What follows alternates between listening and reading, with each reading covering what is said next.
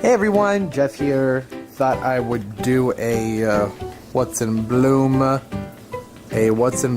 a few weeks. Too late. Kept intending to do this and I just kept forgetting. You know, what can you do?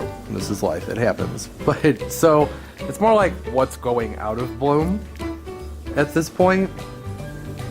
And I have several plants that have bloomed, and I just forgot to record it. Whoops. But anyways, you know, this guy right here had 3 awesome spikes on it, and it's just about done with its last set of flowers. This is Dendrobium Cheryl's Glory crossed with Speciosum Beechwood. This is one of the Sunset Valley Orchid Aussie Dens. And the flowers actually lasted a pretty long time on this. The only reason that they actually started to die off was because my fan got left on and kind of blasted off a lot of the flowers. There was some damage out here, as in previous video that I think is titled like Vanda root disaster, something like that. I don't know, something dramatic. The flowers aren't quite what I was expecting on this. This is the first time it's bloomed for me. They're still very pretty. They're very speciosum-like. So here the flowers are up close. They smelled kind of nice. It took them, I want to say, a week or so until they started to really smell good. They have kind of a honey sort of scent to them. This is a very bouncy, wobbly flower spike. It does not want to be recorded. They're very sparkly. I'm not usually that into just like plain old white flowers. From what the pictures of the parents looked like on SVO's website,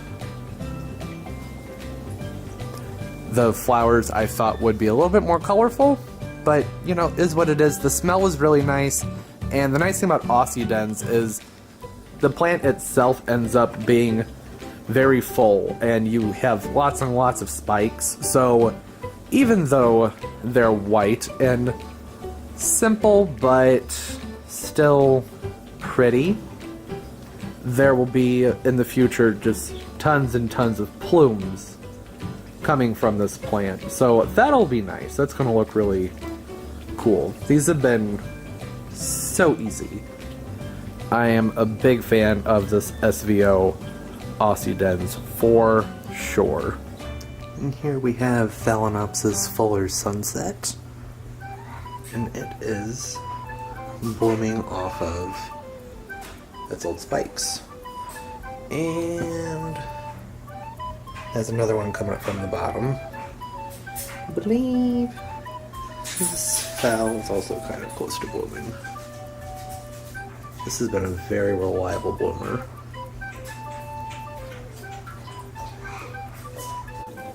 And back here you can see one of my Tolumnias. This is Genting Yellow, I believe. It had 4 spikes on it, and there's only a few flowers left. I don't really know if they're even significant enough to bother getting in close, but I'll try. Oh, there it is. That's the flower up close. Nothing spectacular, but they're fun. I have heard these referred to as dancing ladies.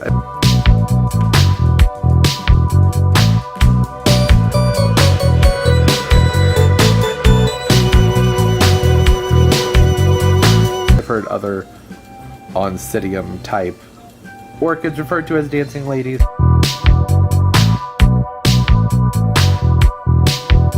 So it's just a common name, but you can sort of see the shape there. It does look like a dancing lady.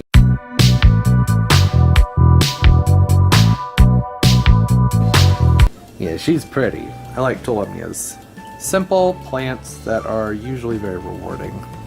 And I actually just noticed my Oncidium Cherry Baby has a spike in it that I'm not sure if I'm gonna be able to get it. I don't think I will. Not from here. Wait! Oh, there it is.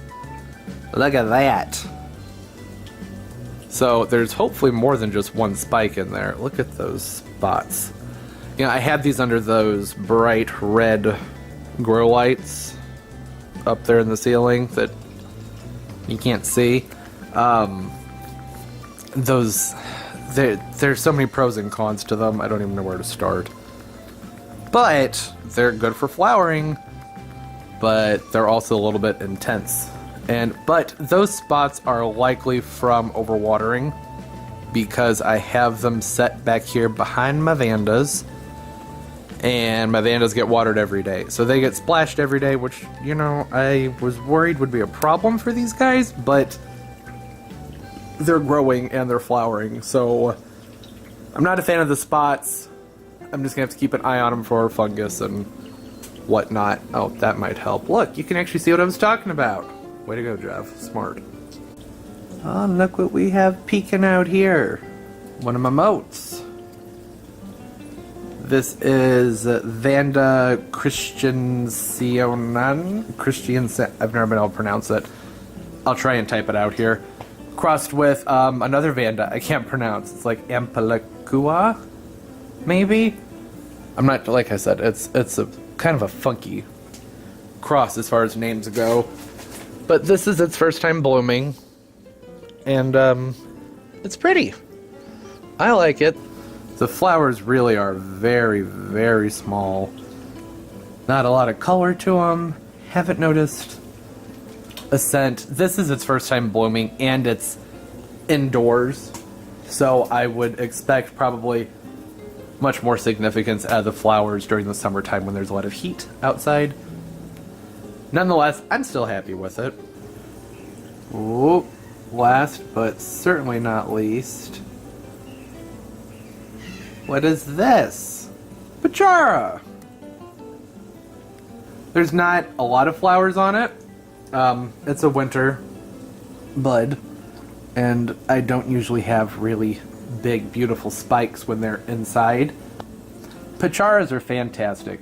Anybody who's never tried Vandas before, Pachara Delight is great because they just bloom and bloom and bloom. At least that has been my experience. Don't know if it's the same for everybody else, but I've heard likewise that it's fairly similar. Really good, healthy plant. This one, I think this is its 4th bloom for me this year. Well, not this year. It's February. Since this time last year, I would say this is its 4th. So, pretty good. Can't go wrong with that. Anyways, there's also a Cattleya I forgot to record, and it went out of bloom. It's called Busy Beverly, and I will try and insert a picture, or maybe I recorded something when it was in bloom a few weeks ago. I don't know. We'll see. I'll try and edit that in there. It was really pretty. It was a purple, very, very sparkly. I love sparkles, which is odd because I hate glitter because it gets everywhere and it makes me itch. But shiny things are just fantastic. Who doesn't love shine? So it was beautiful. Hopefully that'll come through in the video. And that's all. So I hope everybody is doing well. Happy gardening. Don't forget to give this a thumbs up if you liked it. Comment below. I love talking to y'all. Tell me how your plants are doing. That's always fun. And yeah, stay good.